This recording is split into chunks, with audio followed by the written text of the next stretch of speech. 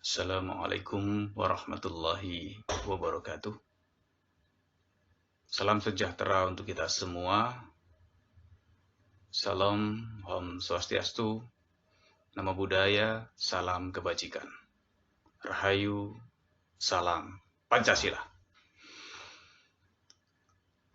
Tadi saya mendapatkan tanggapan dari sahabat saya yang luar biasa.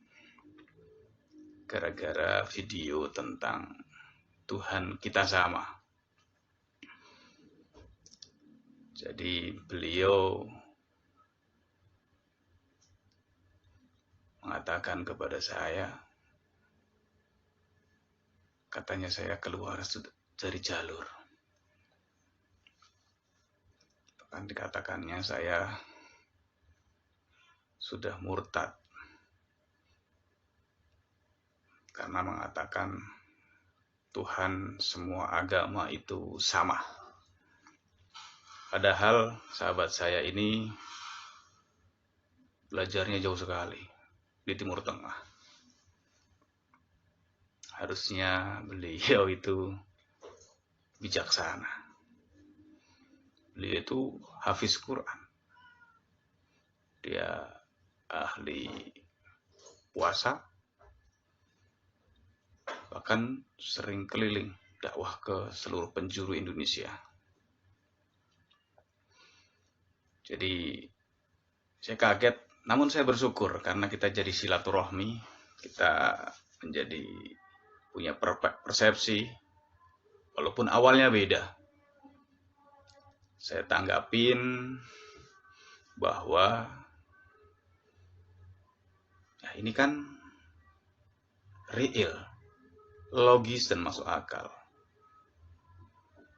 Tuhan memberikan kita akal.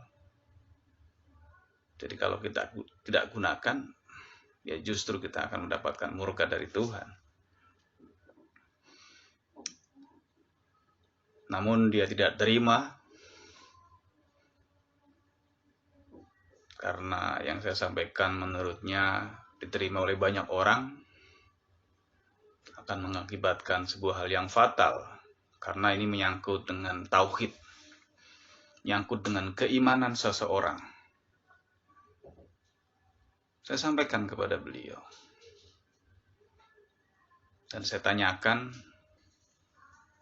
Tuhan kita, Tuhan semesta alam, yang hanya boleh kita yakini ada berapa? Beliau menjawab, 1.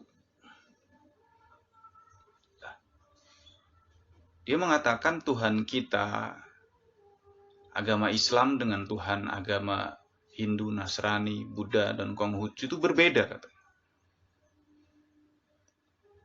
Dia mengatakan bahwa kalau Islam yang paling sempurna, yang lain salah. Jadi saya bertanya, kalau kita meyakini agama kita punya Tuhan berbeda dengan Tuhan agama yang lain, berarti kita punya Tuhan satu atau lebih dari satu? Dia diam. Kalau kita meyakini Tuhan kita berbeda, berarti Tuhan itu lebih dari satu, saya sampaikan. Berarti kalau meyakini di Indonesia Tuhan ada 6, 7 atau 8 atau yang lain. Karena yang diyakini di Indonesia ada 6, tapi ada agama yang lain juga yang meyakini ada Tuhan lain juga. Oh enggak, Tuhan itu hanya Allah satu. Ya berarti kalau kamu meyakini Tuhan kita dengan agama lain berbeda, kamu juga percaya bahwa di dunia ini Tuhan lebih dari satu. Dia. Saya sampaikan, kalau kita masih meyakini Tuhan lebih dari satu, berarti kita masih menduakan Allah, menduakan Tuhan, menyekutukan Tuhan. Ini bicara tauhid. Yang boleh kita yakini, yang boleh kita percaya itu hanya satu. Saya bilang. Dari zaman Nabi Adam sampai Nabi Muhammad, Tuhan itu cuma satu. Nabi dan Rasul, beserta kitab sucinya yang diturunkan sebelum Nabi Muhammad juga mengajarkan Tuhan itu satu, tauhid satu. Jadi boleh kita menyebut Tuhan kita berbeda, cara ibadah pun berbeda. Inilah yang dinamakan lakum dinukum waliyatin. Jadi kita nggak boleh membedakan yang sama dan menyamakan yang berbeda. Tuhan kita sama, jangan dibeda-bedakan. Boleh kita menyebut nama dengan yang berbeda. Dan yang berbeda, agama kita berbeda, syariat yang kita terima berbeda, ya jangan disama-samakan. Jadi baru dia sedikit melemah. Kalau kita masih meyakini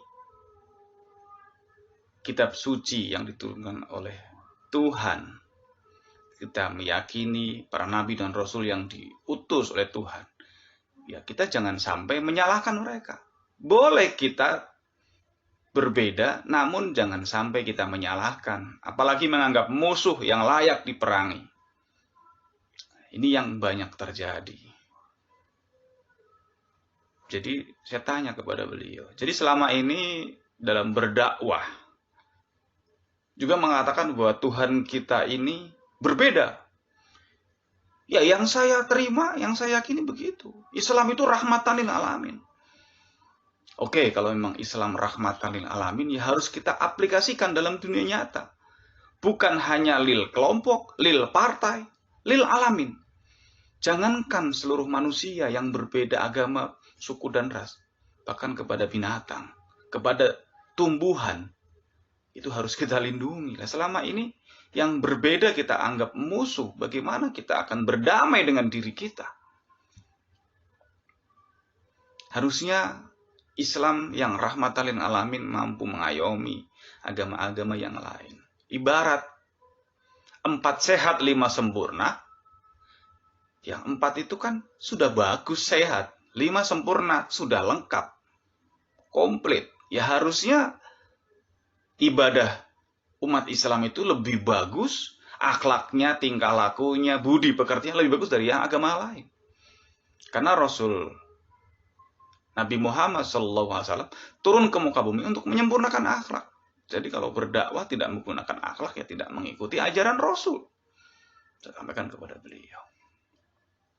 Jadi kalau kita masih menganggap yang berbeda itu salah, yang berbeda itu musuh, bahkan layak diperangi, sampai kapan kita akan berdamai? Sampai kapan kita akan bersatu? Jadi banyak yang mengatakan Pancasilais, banyak yang mengatakan nasionalisme, tapi menganggap dirinya paling benar, yang lain salah. Bagaimana kita akan bisa bersatu hati dan pemikiran kalau kita menganggap yang berbeda itu musuh? Pancasila itu sudah mengandung nilai-nilai Tuhan, sudah final, dan kita harus apresiasi founding father kita. Karena di dalam Pancasila sudah mengandung nilai-nilai ajaran agama Tuhan. Jangankan kita mengaplikasikan 5 sila dalam Pancasila. Mengaplikasikan 3 sila saja, kalau kita benar-benar menjalankannya, kita sudah menjadi manusia yang damai. Kenapa? Sila pertama, ketuhanan yang Maha Esa.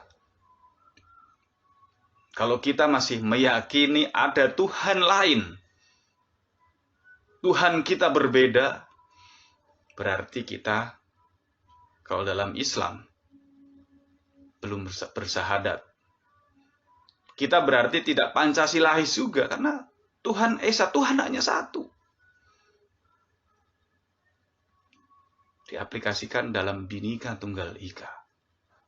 Walaupun kita berbeda-beda agama, suku, ras, tapi kita punya Tuhan yang satu. Tuhan kita sama, hanya kita berbeda menyebut dan beda cara ibadahnya. Jadi konsep Bhinneka Tunggal Ika itu luhur sekali. Ditambah lagi dengan Tanhama Dharma Ma'wa. Tidak ada kerancuan dalam sebuah kebenaran. Jadi kalau saya mengartikan, selama ini yang masih mengatakan Tuhan kita berbeda, berarti mereka tidak Pancasilais. Mereka masih menduakan Tuhan, menyekutukan Tuhan. Dan dalam Islam itu dosa yang tidak diampuni. Dosa mencuri masih ditanya, kenapa kamu mencuri? Saya lapar. Dosa berzina masih ditanya, kenapa berzina? Khilaf. Tapi kalau dosa menyekutukan Tuhan, itu tidak terampuni. Jadi mari kita bersama-sama, silakan kita beribadah dengan cara masing-masing kepada Tuhan. Hablum minallah dalam Islam. Ada hablum minan nas. Mari kita sebagai manusia berlomba-lomba dalam kebaikan. Karena sebaik-baik manusia adalah yang berbuat baik untuk orang-orang di sekitarnya. Dalam Islam diajarkan bahwa yang selamat adalah golongan Ahlus Sunnah wal Jamaah. Banyak mengalami perpecahan. Dan di agama lain pun sama. Tapi sejatinya bahwa agama dan kitab suci tidak salah. Semua mengajarkan tentang ajaran Tuhan, mengajarkan cinta dan kasih sayang. Namun di masing-masing agama ada oknum yang memanipulasi kitab suci sehingga dia menjadi orang yang intoleran, radikal, bahkan melakukan aksi-aksi tindakan terorisme. Dan kebetulan di Indonesia mayoritas agama Islam. Jadi seolah-olah yang banyak melakukan tindakan intoleransi, radikalisme, dan terorisme adalah orang-orang Islam. Padahal sejatinya tidak ada satupun agama yang mengajarkan intoleransi, radikalisme, bahkan terorisme. Bagi saya, sepakat bahwa yang akan masuk surga itu adalah kelompok Ahlus Sunnah wal Jamaah. Siapa dia? Adalah orang-orang yang taat kepada negara. Jadi al-jamaah, saya artikan, ada orang-orang yang taat kepada negara. Barang siapa yang melawan negara, maka dia sudah memberontak kepada negara. Dan hari ini banyak kelompok-kelompok yang ingin memberontak kepada negara. Mereka selalu mengatasnamakan agama. Memberontak negara, memisahkan diri.